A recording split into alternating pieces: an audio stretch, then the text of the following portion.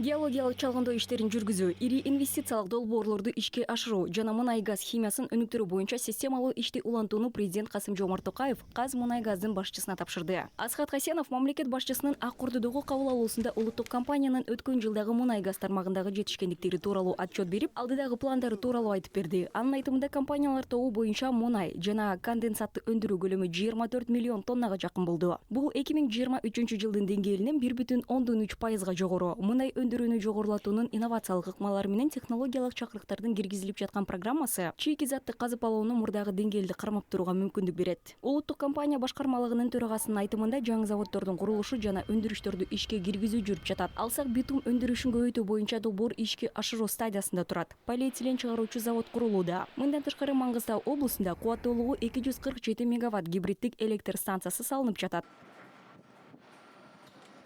Мындан башка барлау жумуштары боюнча мен геологиялык чалгындоо боюнча негизги долбоорлорду баяндадым. Тактап айтканда Казмунайгаз практикалык ишке ашырууга киришти. Мангыстау, Атырау, Актөбе облустарында бургулоо иштерин баштадык. Мындан тышкары биз газ химиялык долбоорлор боюнча тийиштүү иштерди жүргүзүп жатабыз. химиялык жобалар истелип жаткан жумуштарыбыз боюнча баяндадык.